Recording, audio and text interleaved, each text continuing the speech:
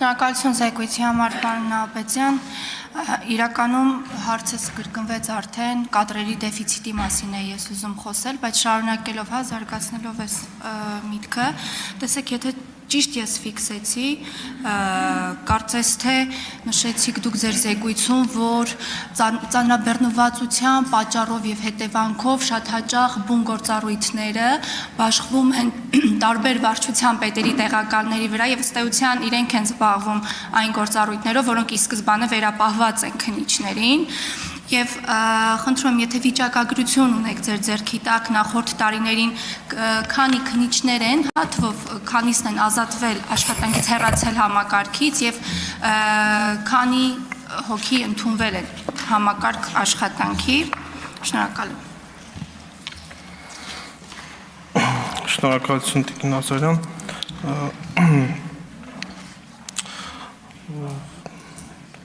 Ընդհանուր կարող եմ որոշակի վիճակագրական տվյալներ ներկայացնել 2023 թվականի ընթացքում քննված վարույթների եւ 22 թվականի ընթացքում քննված վարույթների մասով, օրինակ 23 թվականի ընթացքում, եթե հետ գնանք, ի տարբերություն 22 թվականի քննված վարույթների թիվը աճել է ընդհանուր 51.6%-ով, այսինքն կեսով ավելացել է քննված վարույթների քանակը եւ շարունակաբար նաեւ ներկայացրեցի ես 23 թվականի համեմատ 24 թվականի վիճակագրական տվյալները շարունակաբար վարույթների քանակի առումով ունենք աճ։ Ինչ նկատի ունեմ, որ նաեւ ծանրաբեռնվածությունը բերել է նրան, որ վարչության պետի տեղակալներն են նախաքննություն կատարում Սրա մասով նաև ավելացնեմ, որ մենք ունենք ներքին անվտանգության վարչություն, որը կոչված է առաջին հերթին զբաղվել կարգապահական խախտումների քննությամբ, ծառայական քննություններով, սակայն այս ծանրաբեռնվածության աճի պայմաններում նաև ներքին անվտանգության վարչության քննիչներն են ստիպված կատարել նախաքննություն, ինչը չի կարող պատասխանաբար չանդրադառնալ կոմիտեի ընդհանուր գործունեության վրա։ Ամեն դեպքում ես նաև ցանկանում եմ նշել, որ ի տարբերություն կոմիտեի ստեղծման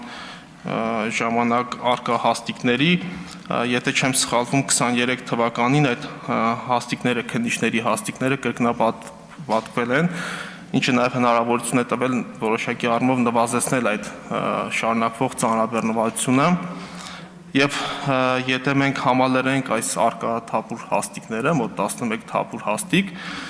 կարող եմ ասել, որ համեմատաբար ավելի լավ իրավիճակում կհայտնվենք ծանրաբեռնվածության առումով։ Շնորհակալություն։ Համեցեք արձագանք։ Շնորհակալություն։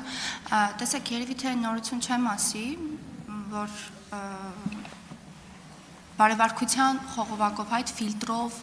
անցնելու պարագայում կարող ենք ենթադրել, որ հենց այս կետում մենք խոչընդոտ ենք ունենում եւ հենց այս ֆիլտրով անցնելու դեպքում իհարկե անվիճելի է եւ քննության առարկա չի կարող դառնալ, որ այս համակարգում եւ հենց այս գործառույթները իրականացնելու համար պետք է կարելի ասել ամբից լինեն այս տրամաբանության մեջ, բարևարկությանը քննարկման առարկա չի էլ կարող դառնալ, բայց կարող ենք ենթադրել, որ հենց այստեղ մենք բլոկավորում ենք ունենում այս տրամաբանության մեջ, այսինքն հենց այս կետում բարևարկությունը ստուգելիս նաև կարող ենք հղում տալ կրթության պակասի բացակայության, դեֆիցիտի արդյունք է, բայց հիմնական իմ տպավորությամբ հիմնական խոչընդոտը առաջանում է հենց այն փուլում, երբ մենք բարևարկությունը դնում ենք այդ խողովակի ներքո։ Այո, իրականում բարևարկության ստուգումը շատ դեպքերում անձանց համար